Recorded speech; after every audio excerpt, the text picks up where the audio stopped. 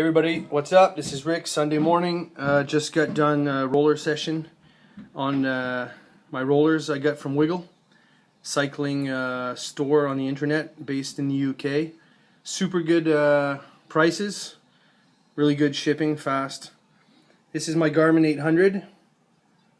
I'm set up with a power tap chest meter that uses an algorithm to calculate power, average power. Right now I got it set up on 3-second power, so it gives you an average every 3 seconds. If you don't choose 3 seconds, you might find that it jumps around a lot. You can even see now I'm not riding the bike and it's sort of jumping all over the place. Once you start pedaling and it gets some cadence readings and heart rate readings, it makes sense of all that and gives you a pretty good average of what you're doing as far as power goes. This is my roller setup. I'm probably the only guy that rides rollers on an Afghan carpet that's probably worth over $1,000.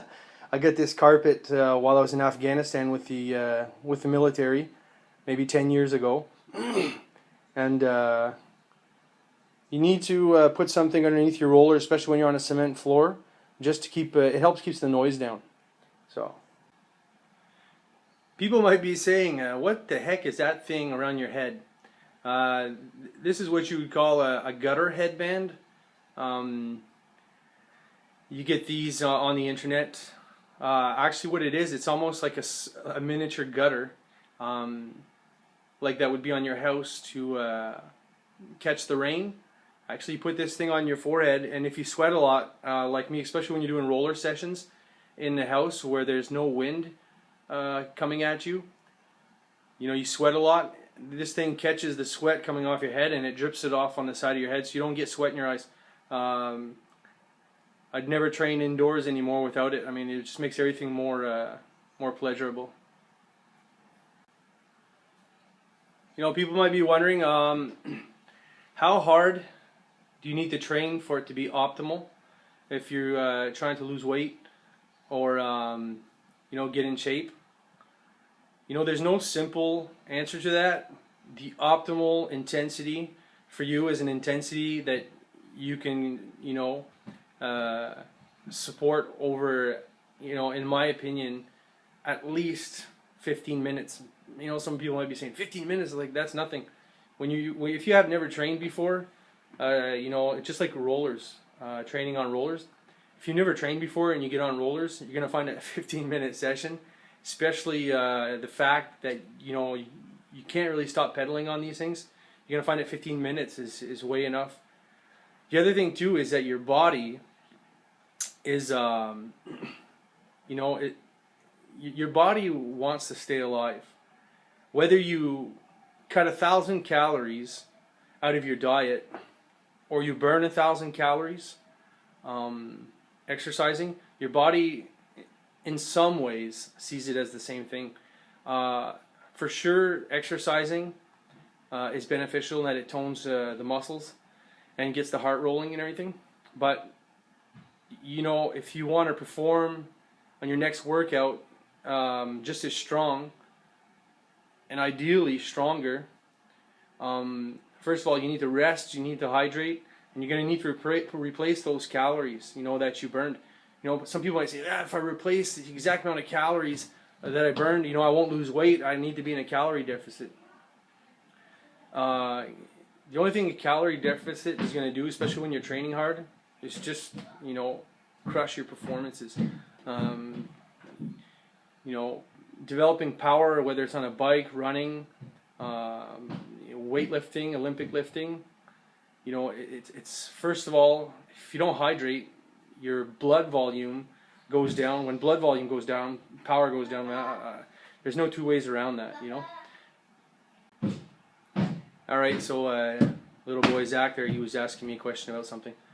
So we were talking about power output. I'm just new to cycling, but I'm learning this really fast, man. If you're dehydrated, if you're not well rested, you're just not going to perform, the way you could. As far as diet goes, I mean, if you want to perform well, you need to keep fats in your diet to a minimum. I'm not just talking about meat and dairy fats, saturated fats and trans fats and all that stuff that we associate a lot of times with unhealthy eating.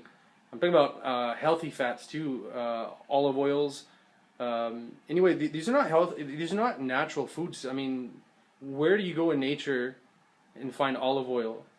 It's a processed food. It's been processed. It's been, whether it's vegetable oil, olive oil.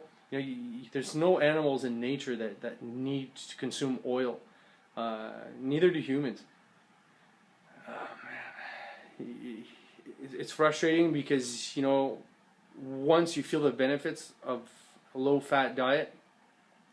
I say low-fat. We always say low-fat as vegans, but you got to realize that a lot of the fruits and vegetables that you're going to eat, the grains, the breads, the cereals, a lot of these foods, they're already built in with enough fat that you need. People a lot of times talk about omega-3s. You need to eat salmon and stuff like that. The meat industry a lot of the times will choose a benefit of a food and boost, push that benefit in order to sell their product. I mean, you grind up flax seeds and you got way more omega-3s in flax seeds than what you would in, salmon. And I mean, as far as cost goes, I mean, what would be cheaper on your budget? You make a smoothie in the morning, you grind up some, get yourself a coffee bean grinder. Just don't grind coffee beans in. You don't need the stimulants. Grind up some flaxseed with it until it's a fine powder. Throw it in your smoothie in the morning. You got your healthy fats for the day, man. You don't even have to worry about eating any other fats after that. Yeah, so this is my rant. Just some things I want to share with you guys. I mean, this lifestyle, and last night and this morning I started reading The Starch Solution by Dr. John McDougall, and I mean, for anybody, not just who's interested in following a plant-based diet, but I mean, if you want to get healthy, you need to read this book. It's going to turn you on your head about what you thought about nutrition. It's going to open your eyes to a lot of truths that have been hidden by the USDA and all these other, big money corporate agencies.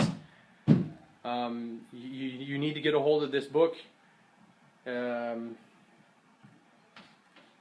don't know. I'm just blown away by it, from what I've been reading, and I've been practicing a high carb, low fat vegan diet now long enough to know that, man, it is virtually impossible to gain weight on this diet. What it does do, I'm not going to guarantee you that you're going to lose weight super fast like if you would on a ketogenic diet or a high protein, low carb diet. But those diets don't make you healthy either. We're talking about long-term health. So that's what everybody should be wanting anyway. I mean, what would you rather have? What would you rather be? Skinny and unhealthy, not powerful, not athletic, or for the moment have maybe a little bit more fat, a little bit more water on your body because you're in a healing process, and be getting healthy and live your life, man, like full gas. So I mean, you gotta ask yourself that question, man. Get over the restriction, this restriction mentality that weighing less means healthy. Hey man, as far as a lot of people are concerned, I'm probably still fat, and I do have some fat to lose. But man, I feel so healthy. I can bang out like training after training, and it doesn't even like half an hour for me on the rollers. I worked up my session to 45 kilometers an hour at 230 watts. That's not crazy speed, but I didn't feel no loss of power. I could go longer if I wanted to. I got 2 kids. They're calling for me right now. But there's one thing about this diet, man, is that when you sit down at the table, whether you're sitting in front of the TV or you're sitting down at the table or you're eating outside, whatever, when you sit down and eat food and you get up and you don't feel all bloated and heavy and but you feel satisfied and full. Man, there's like no better feeling than that, and having good digestion and quick digestion, and like an hour later, man, you're ready to bang it out again. I mean, you know, what else could you ask for? So I hope you guys take a look at that book, The Starch Solution by Dr. John McDougall. Check it out on Amazon.